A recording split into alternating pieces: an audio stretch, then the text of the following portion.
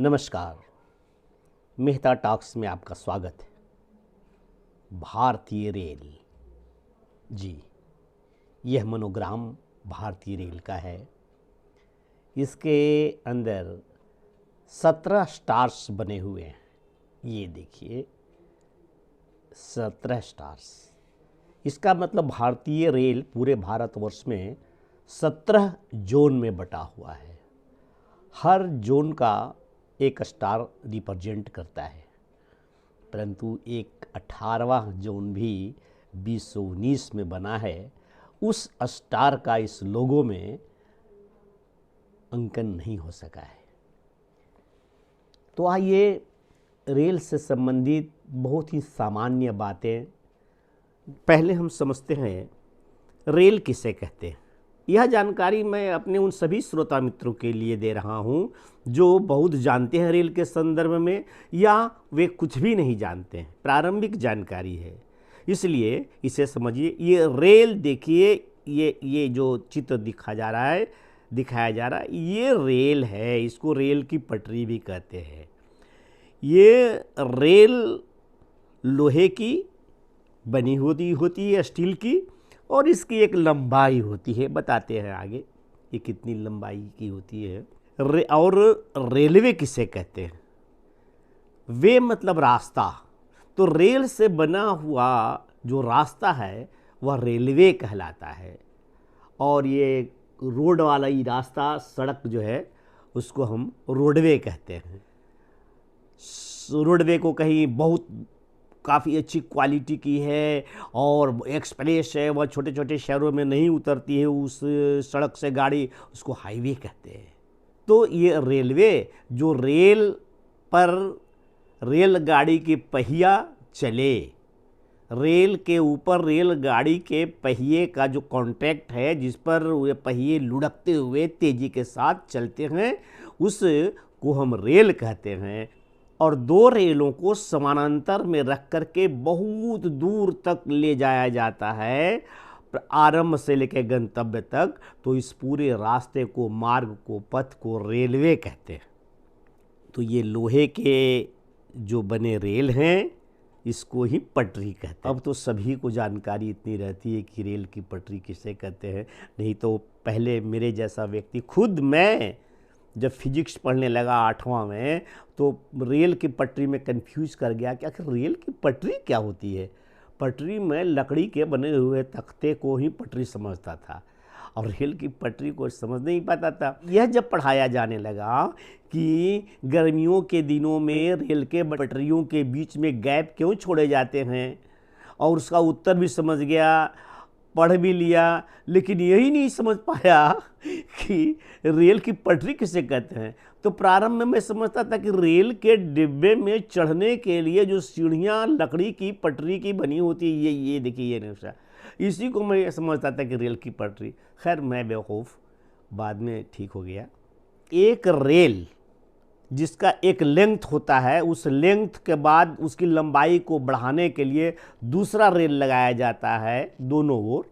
एक रेल दूसरे रेल के समानांतर रहती है, ताकि एक पहिया इस पटरी पर और दूसरी पहिया इस पटरी पर रेल के रहे।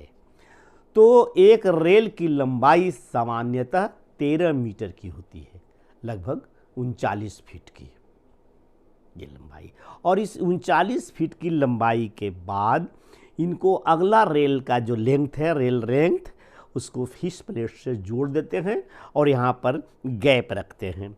ये गैप इसलिए रखा जाता है, जैसा कि अभी पूर्व में मैंने बताया, कि गर्मी के दिनों में यदि गर्मी अधिक पड़ती है तो लोहे का बना हुआ, धातु का बना हुआ, ये गर्मी पाकर एक्सटेंशन करता है, प्रसार होता है, फैलता है गर्मी में।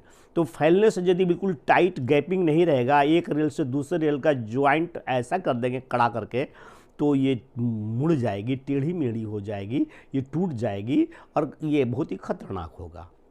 तो इनको एक रेल से दूसरे रेल को जहाँ जोड़ते हैं रेल की लंबाई बढ़ाने के लिए, तो वहाँ पर फिश प्लेट से इसको इस प्रकार से जोड़ते हैं कि बीच में गैप दे दें कि थोड़ा गर्मी के बाद यदि फैले भी तो कोई नुकसान नहीं होने पाए। लेकिन कुछ दिनों के बाद में जब तकनीक इम्प्रूव किया तो देखा यह गया कि हर रेल लेंथ जो 13 मीटर का है उसके बाद ये गैपिंग देकर फिश प्लेट से जोड़ा गया है। तो इसका असर रेल की सवारियों पर, रेल के डब्बे में ये जो बैठे मुसाफिर होते हैं उसमें कुछ ज़्यादा असुविधा महसूस होती है। खटखट खटखट खटखट और ऑब्जर्वेशन बहुत ज़्यादा, वो गाड़ी में एक आवाज़ भी होती थी, हिलती भी थी, और इसे फोर्स में जाते हुए या स्पीड में चलती हुई रेलगाड़ी के ऊपर ये जॉइंट पर जो धक्का लगता था इससे बहुत सारे नुकसान होते थे। वो बहुत हाईली फोर्सेस नट बोल्ट पर, अन्य चीज़ों पर इसका असर आता था।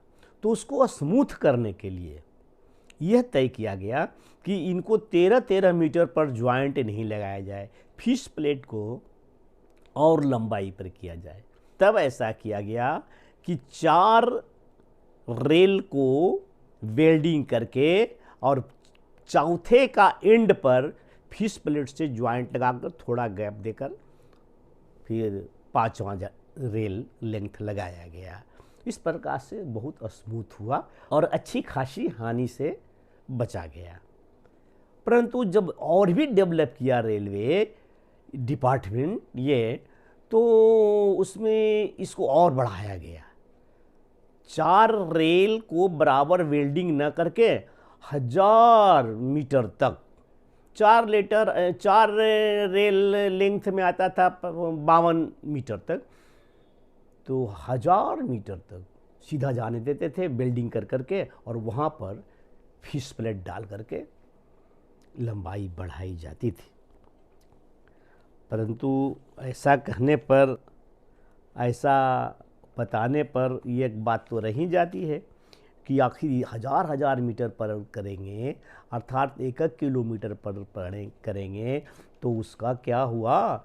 जो गर्मियों के दिनों में लोहे के पर ताप का असर होने से जो लीनियर एक्सटेंशन प्रसार होता था, वो पटरियाँ मुड़ेगी नहीं गर्मी पा करके नहीं। तो इसके लिए भी एक युक्ति हुई। मेरी कोशिश जारी रहेगी कि रेल से संबंधित बहुत ऐसी बातों को मैं बताएं जो एक तरह से बहुत सामान्य भी होगी और बहुत विशिष्ट भी होगी। कभी कभी लगेगा बीच में आपको जानकर के ये तो नहीं जानते थे। बस आप मेरे साथ बने रहिए। धन्यवाद।